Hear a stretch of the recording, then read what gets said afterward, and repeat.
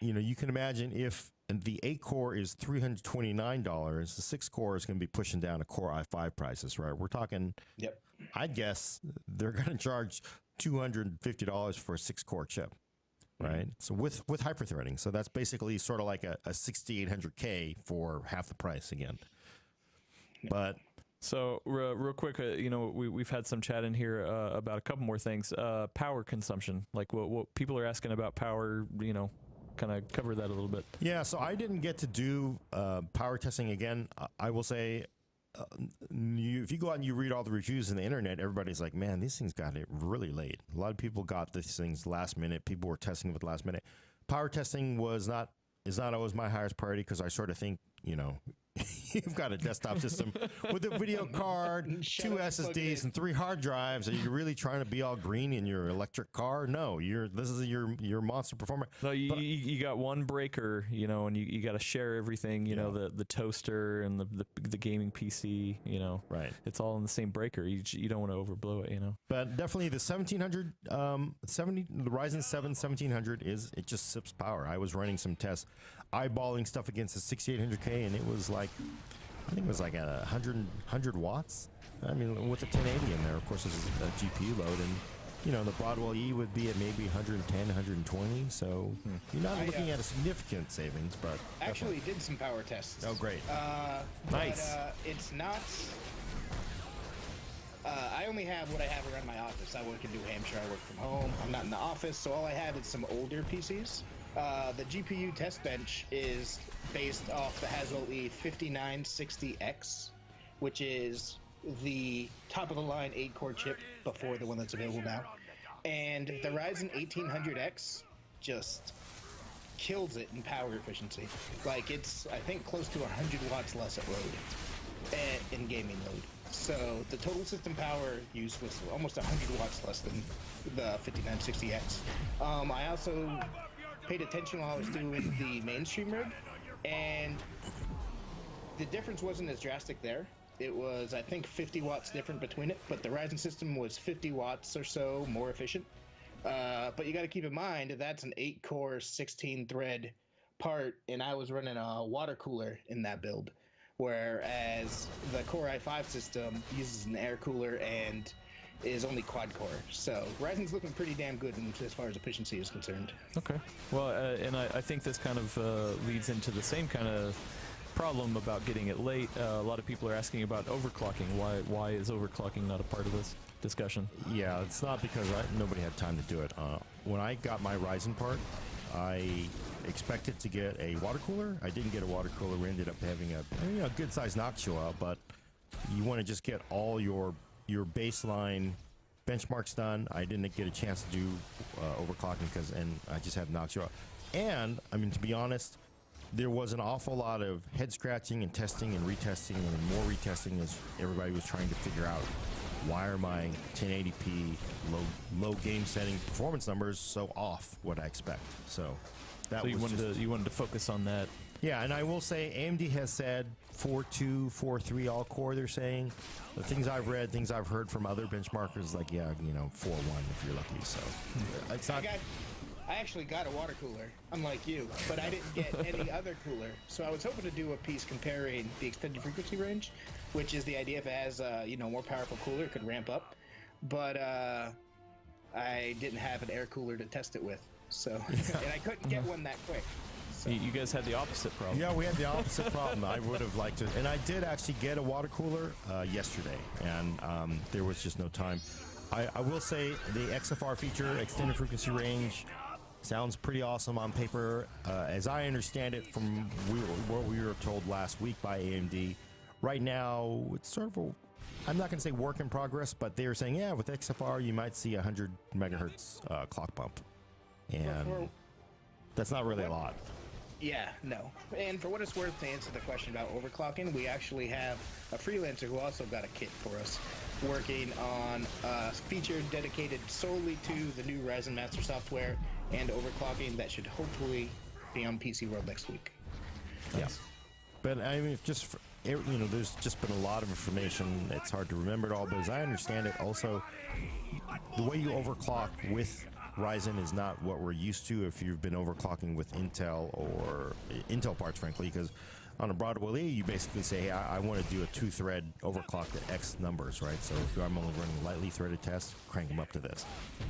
As I understand it, with Ryzen, you sort of set a target range for all cores, and that's it. So you're not going to really be pushing these sort of like, oh, only 3 cores hit this number, super high clocks that you've gotten out of, like, say, Broadwell E. So we got a question earlier on. We're chat's going so fast I can't remember who it is. So sorry about that. Is Ryzen going to be good for console gamers? Yeah. I'm not sure. I'm not sure it matters because I mean the PlayStation 4 Pro is already out, right? Yeah. Well, I mean, in the future, you know, could Ryzen be, you know? I would say yes. My opinion I would is say yes. the flip side. I know. I would What? say that it's better for PC gamers for 8-core parts to become more accessible because that's what consoles already use. But we've been locked into a quad-core reality on PCs.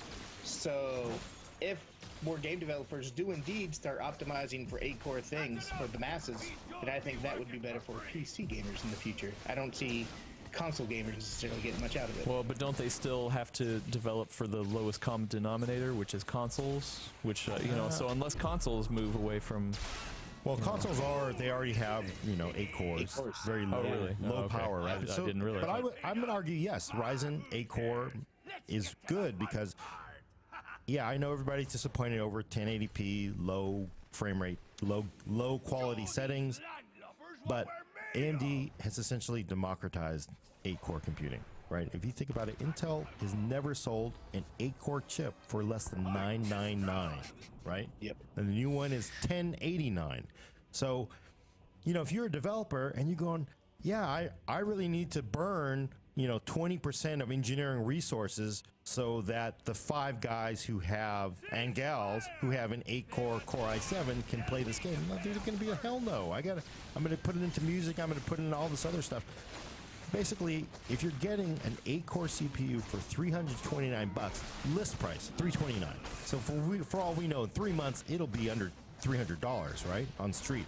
If you're getting an 8-core CPU for under $300 and gamers are like, I'm going to buy it anyway because I want to stream. I want to be PewDiePie, right?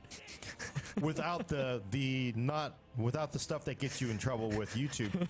yeah, you don't want to be PewDiePie right now. You don't want to be PewDiePie right now, no. But you want to do it. They may do it. This is developers go, okay, look, everybody's got access to 8 cores. They're cheap. I'm going to do it now, right? So it's like, this is, it's weird because Intel is its own worst enemy sometimes. Because they've been years and years and years of trying to get people to support, 8 cores. But it's like you charge $1,000, ain't no one gonna ever have these things for people to support. So it's like, where's the chicken and egg? AMD steps here. We get Ryzen. You get 8. Everybody's got 8 cores for an affordable, $320, and it's awesome in multi-threaded tasks. So I think that is actually good for console gamers. Although, I don't understand what that has to do with console gamers. But Well, I agree with everything you said.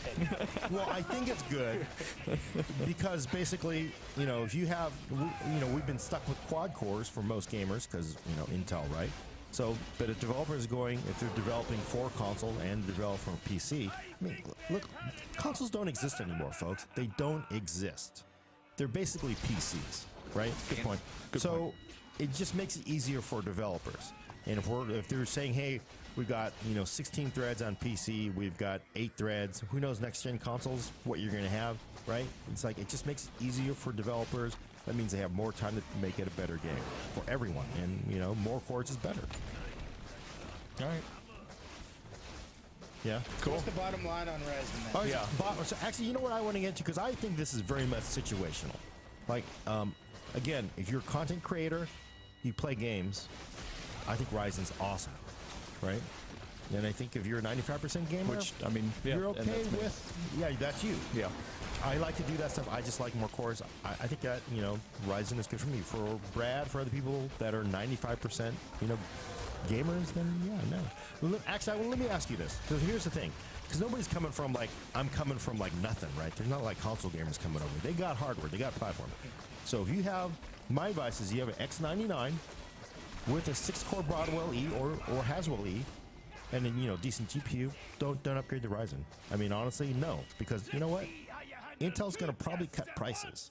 It doesn't make sense to switch platforms to get a Ryzen when you can probably get an 8-core Bravo E for who knows what they're going to. Maybe Intel will go crazy. You'll get it for $400, right? That's just a better use of your money. But what about if you are coming from, say, an Ivy Bridge or Sandy Bridge platform? What would you do, Brad? Me, that's exactly what I have, and that's exactly what I tested. As a gamer, I'm on the fence personally because I want to start streaming, doing more video for work, which puts me in that content creation thing. But as a pure gamer, I wouldn't buy it because between the motherboard, between the DDR4 RAM that wouldn't come over, between the chip itself, I mean, I don't think it's worth the upgrade as a pure gamer. It's better to put the money into a GPU. Yes, that's what I would do. Which makes a great segue. Oh, no, is there a way? No. I was going to mention something else, though. What were you going to mention, Gordon? Actually, I got a better segue. Oh, okay. Wait, I want to mention, but there's other platforms. So here's another one that I didn't even think about until just now. What if I'm on FX? Right, I got an AM3 board. I have been waiting for this day. Upgrade. But what do you do though? So if you have say an FX part, a mid-range FX part, FX 6-core, right? Hell, everybody had those for $150. Where would you go? Is it the same socket? Is it the same motherboard? No.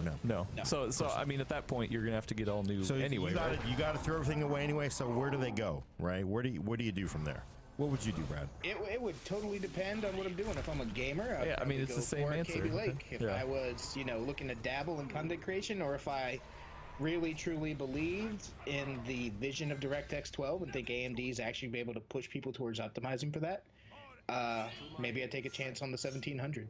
Yeah. But I would personally probably go for the 7700K. Really? $350? I mean, that is a lot of money, man. Well, if you're a pure gamer, where is this pure gamer crowd that everybody owes? The mythical pure gamer.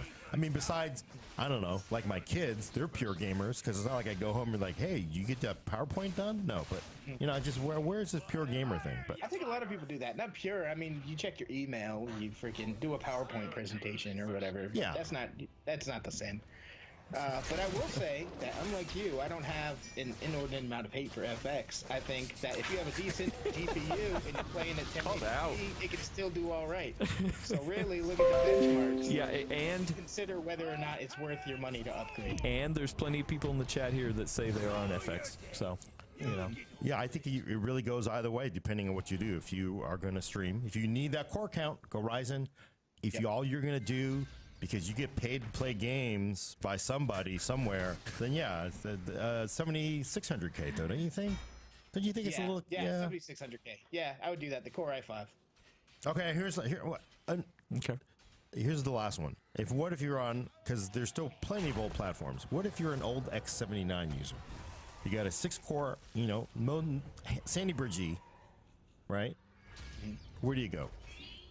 You guys got any opinion on that? I do, but I just like to ask because I don't want to just hear myself flap my lips. I'd go Ryzen because you're obviously getting into 6 cores for content creation reasons, and Ryzen is the star of the show, price to performance, and sometimes in price and performance. Yeah. So. Yeah, I mean, once again, I don't see most gamers who are like, man, I really got to swing for those extra cores. Like it just. I don't think they're out there. PewDiePie. Hopefully that changes soon. But he's not just a gamer. He's not just a gamer. DirectX 12 is coming out slow. It's slower than any of us want, right? No, I mean, it's fair to say that at this point. Yeah. But just this week at a Radeon event, AMD just announced that they have a multi-game, multi-series partnership with Bethesda, the company behind Doom, behind Wolfenstein, behind Elder Scrolls, behind Dishonored, behind Prey, so on and so forth, behind Fallout, to implement Vulkan in their titles, because AMD worked with Bethesda last year in software to put Vulkan and AMD tech in Doom, and it kicked major ass. It did. All kinds of performance stuff. Oh yeah. So now they're looking to put Vulkan inside of these games. If that kind of stuff picks up, then in that case, maybe a year from now, it still would be much different for the 1700. So Marcos in the YouTube chat is saying, and maybe this is a good way to put a a final nail on it. So was Ryzen all hype? No, not at all. I think you want to go first. Yeah, I think we should both air because we seem to have somewhat of a different opinion on the thing. But yeah, I will go first since I talk more. It's not against the hype. I think they have delivered everywhere on content creation. They have democratized the CPU core. I mean, high thread count is available to people who aren't, super rich at this point. So they have done that. I do think there is disappointment on, again, for some gamers at lower game settings. And frankly, I don't know what's going on there. It's very much a leap of faith as to figure whether this will correct itself as developers optimize for it. But no, this was not overhyped on because it has delivered. And I'm gonna do the next segue. Actually, Brad, you should go. Then I'm gonna bust up with my segue. I'm gonna say the same thing. It is not, all hype. I think it is indeed still probably the most disruptive processor to come out in maybe a decade, at least 5 years. Agreed. I mean, Yeah. what it does for content creation in multi-core tasks for the price that it does it is amazing. I do wish that AMD did a little bit better job beforehand with the messaging about what gamers can expect out of it. Maybe not show it being equal with Broadwell E in GPU limited situations. Maybe talking more about, hey, this is going to be great for streamers, which I know they did. They did that with Dota 2, but amp that part